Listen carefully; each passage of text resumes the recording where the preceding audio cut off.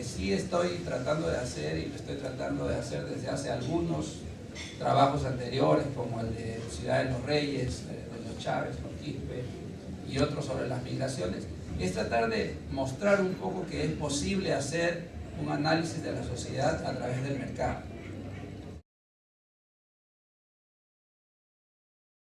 Quisiera de alguna manera contar, si les parece, muy rápidamente cómo hubiera escrito este libro yo si lo hiciera un poco más popular.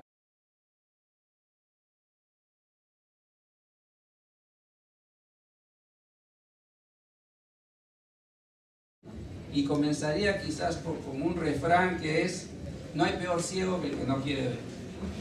Y ese sería mi primer capítulo, que es un capítulo que muestra simplemente que la sociedad peruana, y no solo la peruana, la colombiana, la brasileña, la mexicana, está cambiando desde hace 30 o 40 años, de que tiene un grupo social muy grande que ha ido llegando a las ciudades, que ha ido creciendo y que ha hecho de Lima, por ejemplo, una ciudad que hace 30 o 40 años tenía 3 millones de habitantes, en una ciudad de 9 millones, y que tiene en la periferia 5 millones de personas o 6, mientras que en el centro, en la zona clásica, solamente hay 3, ¿no?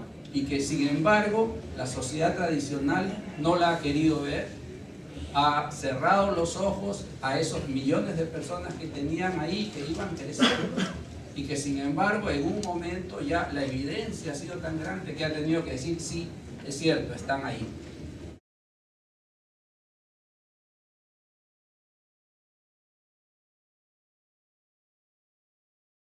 El segundo capítulo yo lo titularía No hay mal que por bien no venga. Y no hay mal que por bien no venga porque de alguna manera el análisis que yo hago de este crecimiento social está basado casi todo en cosas que son aparentemente negativas desde el punto de vista histórico. Cuando la gente habla de Velasco, habla de la reforma agraria y de alguna manera la destrucción de la agricultura peruana. Lo que no es tan cierto, pero sí es cierto, lo que sí es cierto es que los ricos, grandes terratenientes de la época ven de alguna manera frustrado su desarrollo y frustrada su capacidad de tenencia de tierras, y desgraciadamente también el objetivo que era darle a los pequeños agricultores, darle la posibilidad de desarrollarse, no se puede lograr. ¿Por qué? Porque no se dan las economías de escala necesarias. Entonces, con Velasco se destruye la agricultura, pero también se destruye un poco esta oligarquía tradicional. Ambos pierden. Luego viene la hiperinflación, y con la hiperinflación se destruye la capacidad económica de las clases medias. Estas clases medias que eran asalariadas, que vivían de un sueldo y que ven de un momento a otro los soles que ganaban cada mes hacerse cada vez más pequeños.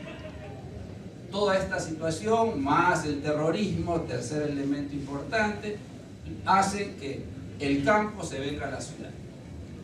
Se viene el campo a la ciudad y el Estado les da la espalda, o primero les manda a los policías y los perros, como ven que no puede botarlos, les da la espalda, y los señores se instalan en sus arenales o en sus cerros. Tremendo elemento más. Adicionalmente, ¿qué hace el Estado? Cierra las fronteras frente a la importación, generando un grave problema en la sociedad industrial peruana. ¿Por qué? Porque es una industria que se malacostumbra a tener un mercado cerrado y que por lo tanto produce lo que quiere y pone los precios que quiere. Frente a todo eso, ¿qué cosa aparece? Aparece que este grupo de migrantes que llegan a los cerros encuentran un mercado solo para ellos, un mercado que la empresa tradicional no atiende, a la cual no le hace caso, y encuentran millones de personas que tienen necesidades, en los cuales pueden desarrollar sus pequeñas empresas, en los cuales pueden desarrollar sus pequeños negocios. Y empiezan a crecer a partir de las necesidades. Y poco a poco, con las economías de escala que dan las ciudades, el estar amontonado de alguna manera en la ciudad, le da economía de escala y logran crecer. Finalmente, 30 años después, tenemos gente que solo ha visto desarrollo. Gente que cuando llegó hace 40 años a la ciudad era el abuelo que vivía en una casa de esteras, que tiene un hijo que es taxista, que tiene 40 años y que vive en una casa de ladrillo, pero ahora el nieto vive en una casa de 3 pisos y está estudiando para ser ingeniero. Todo como resultado de todos estos males que podríamos haber evitado. Finalmente, no hay mal que por bien no venga.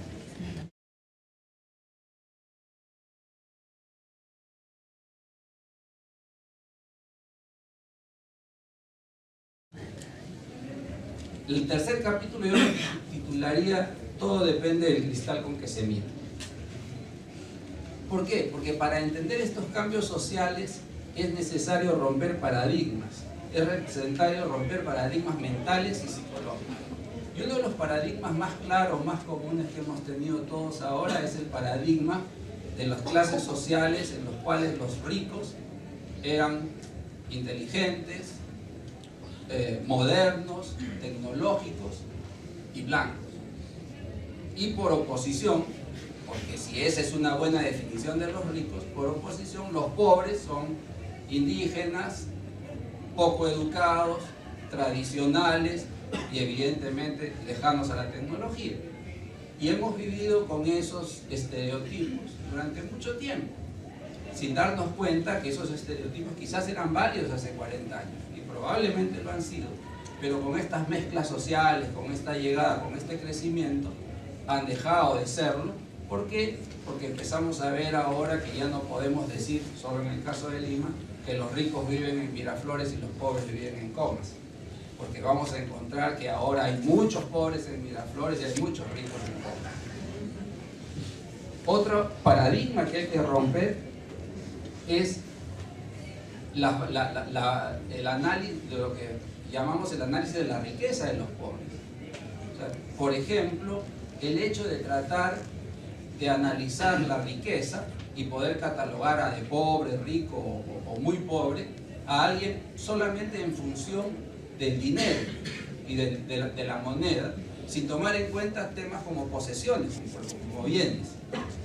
Si nosotros analizamos qué pasa en las zonas periféricas de Lima, para solamente hablar de Lima, vamos a encontrar que la posesión de vivienda es mucho más alta como porcentaje que la posesión de vivienda que existe en las clases medias tradicionales, el lince y el tener su vivienda significa tener capacidad de gasto derivada de no tener que alquilar.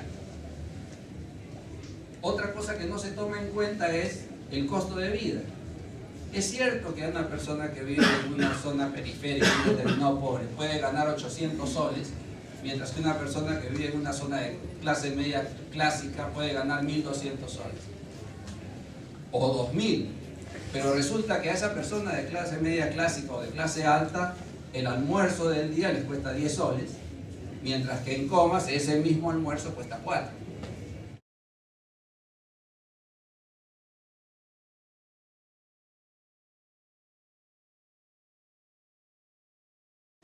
Entonces, cuando le hablamos al rico como propietario y al pobre como proletario, estamos mezclando cosas y probablemente no nos están entendiendo.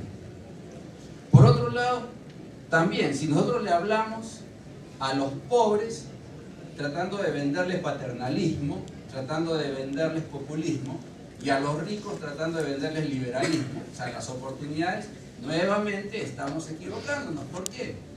Porque si nosotros analizamos a los progresistas o a las mujeres modernas, pobres o ricas, vamos a encontrar que estos sectores que han crecido en la informalidad, y la informalidad que no es otra cosa que el laissez-faire, que es el no tener ningún tipo de control. En el fondo, el sector informal es el liberalismo a ultranza. Ellos no quieren un gobierno que sea paternalista, ellos quieren un gobierno que les dé las oportunidades. Y por eso es que se alegran cuando hay un tratado de comercio. Pero sí hay otros grupos, la conservadora, el adaptado, que sí está buscando un gobierno paternalista. Y va a ser rico o pobre.